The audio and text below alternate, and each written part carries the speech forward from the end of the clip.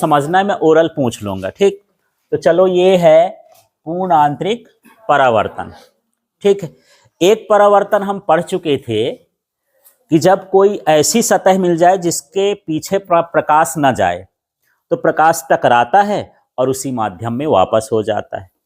ठीक, फिर दूसरा पढ़े कि प्रकाश किसी से टकराए और उसके भीतर घुस जाए तो वो क्या कहलाया, अपवर्तन। अब तीसरी कंडीशन ये है कि कोई ऐसी सरफेस नहीं है, सतह नहीं है जो प्रकाश को रोके, आर पार जा सकता है, ऐसी कंडीशन में भी परावर्तन हो सकता है, तो उसको हम क्या बोलते हैं, पूर्ण आंतरिक परावर्तन। फिर से देखें, प्रकाश को लौटाने के लिए हम कांच की सतह पर ऊपर पॉलिश लगा देते हैं और ऐसी पॉलिश लगाते हैं कि अंदर चमकदार हो, पीछे काली वगैरह पॉलिश हो कि इसको पार करके न जाए, तो क्या होता है, परावर्तन। अब हम सिस्टम ऐसा बना रहे हैं कि आलिश पॉलिश की जरूरत न हो, बिना पॉलिश करे ही हम उसको क्या कर दें, लौटा दें, तो उसको हम बोलेंगे क्या, पूर्ण आंतरिक परावर्तन। अब यहां पर चित्र देखेंगे तब आपको समझ में आएगा, फिर एग्जाम्पल अभी मैं बताऊंगा। तो देखो यहां कंडीशन क्या है, ऊपर कौन सा है, विरल माध्यम, नीचे क्या है, सघन माध्यम, और प्रकाश किरण कहां से जा रही है, सघन माध्यम से विरल माध्यम में। और आप लोग जानते हैं कि जब सघन से विरल में जाती है तो अभिलंब से दूर हटती है, तो ये सीधा ना होकर के थोड़ा ये दूर हट गई, माने बड़ा कोण बनेगी। और अभी हम देखें कि चलो इसका मान और बढ़ा दें, है ना, तो ये और झुकेगी। ठीक, और झुक करके मान लो यहां पर आ गई, तो ये कौन सी स्थिति हो गई, क्रिटिकल। इसमें हम नहीं कह सकते कि ये अपवर्तन है कि परावर्तन। ठीक, अब सोचो इसके आगे का, सोचो इसका मान मैं यदि और बढ़ा दूं, आपतन कोण का मान क्रांतिक कोण से क्या कर दूं, अधिक कर दूं। क्रांतिक कोण एक ही होता है, 10 नहीं होते। क्रांतिक कोण एक ऐसा कोण होगा जिसके लिए अपवर्तन कोण का मान कितना होगा, 90। अब हम यहां पर थोड़ा एग्जाम्पल भी ले लूं यार, यहां पर मान लेता हूं कि ये कोण कितना है, 30 डिग्री का। ठीक है, यहां पर कितना ले लिया, 40 डिग्री, तो यहां क्रांतिक कोण का मान भी कितना हो गया, 40 डिग्री। ठीक है, तो यहां भी क्रांतिक कोण का मान कितना रहेगा, 40। अब हम क्या एक काम करते हैं कि इसका मान बढ़ाता हूं, आई का मान बढ़ा रहा हूं, सी का मान न घट सकता है और न बढ़ सकता है, वो फिक्स है।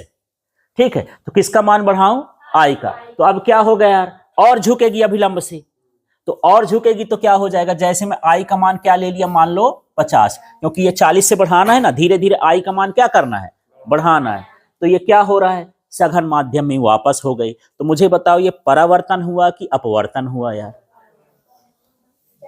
ये परावर्तन हुआ कि अपवर्तन हुआ, अपवर्तन क्यों नहीं है यार, अपवर्तन होता तो एक माध्यम से दूसरे माध्यम में जाता, ये गई कहां से, सघन से, लौटी कहां, सघन में, तो जब प्रकाश किरण उसी माध्यम में लौटती है तो क्या हो गया, परावर्तन। क्या मैं ऊपर पॉलिश लगाया हूं, है ना, ऊपर हवा है, प्रकाश आर पार जा सकता है, सिर्फ मैं इसके कोण का मान बढ़ा दिया हूं तो उसी माध्यम में क्या हो गई, लौट आई। इस घटना को क्या बोलोगे, पूर्ण आंतरिक परावर्तन। तो पूर्ण आंतरिक परावर्तन की परिभाषा इस चित्र से बन जाएगी। तो मैं इस, है ना, तो एक काम करते हैं, अब इसमें कैसे बनेगा देखना, पूर्ण आंतरिक परावर्तन की परिभाषा यहां से पढ़ते हैं। जब प्रकाश किरण सघन माध्यम से विरल माध्यम की ओर जाती है, एक लाइन बन गई इससे, फिर यहां पर आ जाएंगे, और आपतन कोण का मान क्रांतिक कोण से अधिक होता है, ये बड़ा का चिन्ह है ना, किसका मान अधिक है, आपतन कोण का, किससे अधिक है, क्रांतिक कोण से, तो प्रकाश किरण सघन माध्यम में ही वापस हो जाती है या परावर्तित हो जाती है। इस घटना को पूर्ण आंतरिक परावर्तन कहते हैं। अब आप लोग को बोलना है, जहां मैं हाथ रखूं इसका नाम लो,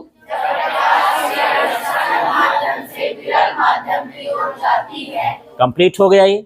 ठीक, फिर यहां, और आपतन कोण का मान, लड़खड़ा गए हो आधे लोग, फिर से बोलो, आपतन कोण,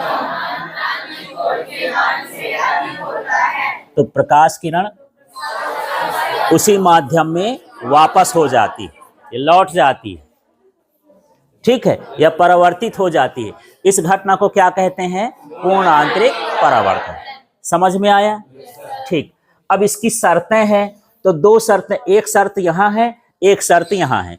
प्रकाश किरण कैसे, सघन माध्यम से विरल माध्यम की ओर जाना चाहिए। ये घटना तभी हो सकती है जब प्रकाश को कहां से भेजोगे, सघन से विरल।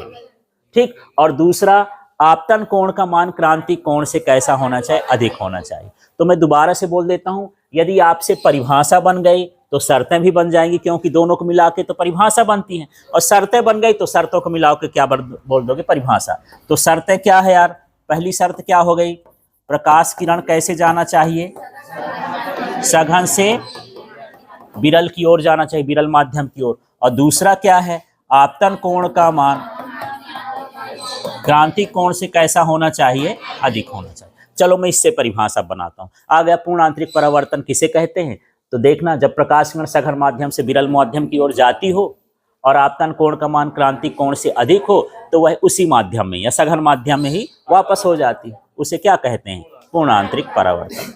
परिभाषा याद हो गई।